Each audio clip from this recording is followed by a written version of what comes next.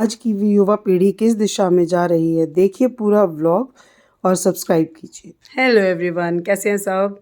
तो भाई आज एक नई टॉपिक पे बात करेंगे जो कि है बहुत इम्पोर्टेंट टॉपिक कि हमारा यूथ किस तरफ जा रहा है। तो बात मैं करना चाहूँगी इस बारे में कि जो लोग ये साधु या सन्यासी या फिर अपने आप को डिवोटी मानते हैं, ये किस बेस पे मानते हैं।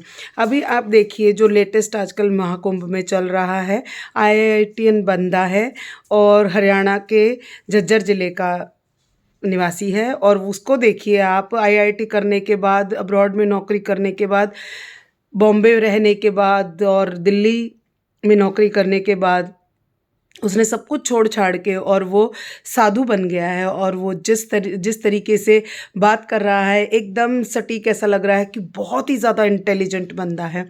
झज्जर ज़िले से निकला हुआ एक वेल एजुकेटेड बंदा जिसको बहुत सारी नॉलेज है। तो उसको देखिए और आप एक तरफ अभिनव अरोड़ा को देखिए या साध्वियों को देखिए या किसी को भी देख लीजिए आप, लोगों का रुझान ईश्वर की तरफ जाता जा रहा है। तो जितना भी यूथ है वो किसी न किसी वे में, आप ये देखिए जो कहते हैं कि सतयुग आएगा दोबारा से सतयुग आएगा, इससे ज़्यादा सतयुग आप और क्या लाएंगे। हर किसी की ज़ुबान पे, चाहे कोई फेक है चाहे कोई रियल है, लेकिन जुड़ रहा है हर कोई भगवान की तरफ से। तो किसी भी साधु के लिए, किसी भी बाबा के लिए या किसी भी इंसान के लिए हम कुछ भी ऐसा नहीं कह सकते कि वो अपने आप को भगवान से दूर करता जा रहा है। एक वक्त ऐसा था जब लोगों को कमाने की चिंता बहुत ज़्यादा थी। आज से 30 साल पहले या 40 साल पहले आप कह सकते थे कि कमाने की चिंता थी या अपने आप को इस तरफ शहरीकरण की तरफ लेके जा रहे थे। जिस तरीके से कुंभ में जो आईआईटी वाले जो बाबा हैं उनकी बात अगर आप करें तो उनको आप सोच के देखिए, जो बच्चे 12-13 साल की उम्र में सुसाइड कर लेते हैं या सुसाइड करने के की सोचते हैं या अपने नंबरों को लेके जो बच्चे फेलियर अपना मानते हैं, आप बताओ उस बंदे के पास किस चीज़ की कमी है। किसी भी चीज़ की कमी नहीं है, लेकिन वो अंत में क्या हुआ, उसको वो जो वो चाहता था वो नहीं मिला। उसको अपने आप की खोज थी, अपने आप के बारे में सोचना था। तो कहने का मतलब सिर्फ मेरा इतना है कि मैं किसी एक बंदे को तो नहीं बोल रही, मैं तो सबको ही बोल रही हूँ, सब लोगों के बारे में बात कर रही हूँ कि जो लोग, अब अभिनव अरोड़ा है, उसको क्या पता है, हैं? कुछ नहीं पता।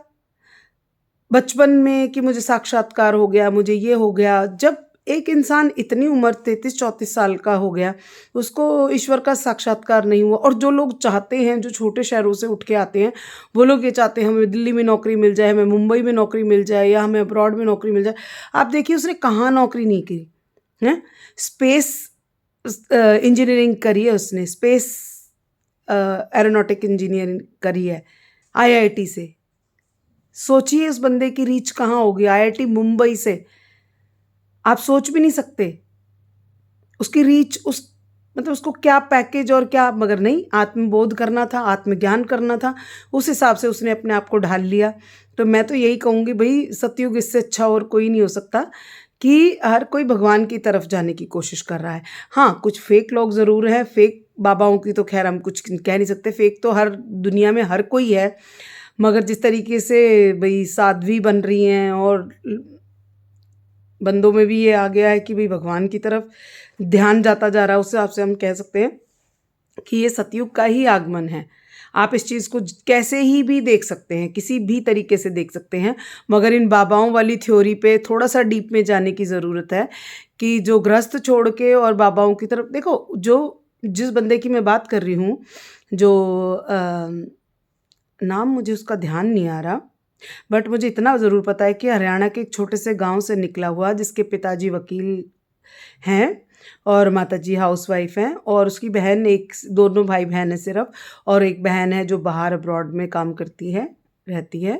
लेकिन इतना सब कुछ, पूरी दुनिया का चक्कर इतनी उम्र में, 34 साल की उम्र में लगाने के बावजूद भी उसको आत्मबोध करने के लिए यही हिमालय पे जाना पड़ा, साधुओं के संपर्क में रहना पड़ा, कुंभ में आना पड़ा। तो कहीं ना कहीं अंतर मन में तो हर किसी की यही चीज़ आती है कि भाई हमें आत्मबोध हो जाए, आत्मज्ञान हो जाए और इन चीज़ों के बारे में ही सोच। अब अभिनव अरोड़ा हैं वो बिल्कुल ऑपोजिट हैं। सारा दिन वीडियोस बनाना, सारा दिन वृंदावन की गलियों में घूमना, इस तरीके से करना, वो आत्मबोध नहीं है। वो तो एक कमर्शियल अपने आप को स्टेबल करने की कोशिश कर रहा है। ठीक है, कहते हैं कि भगवान की तरफ मेरा ध्यान है या भगवान जी जो, तो इन दोनों चीज़ों को देखते हुए, तुलना करते हुए मुझे यही लग रहा है, इस टॉपिक को दोबारा फिर डिस्कस करेंगे। मुझे तो यही लग रहा है कि अब यूथ शायद अध्यात्म की तरफ ज़्यादा बढ़ रहा है। तो आज यहीं विराम देते हैं, बट कुछ है मतलब आगे डिस्कस करेंगे इस चीज़ को। तो थैंक यू सो मच।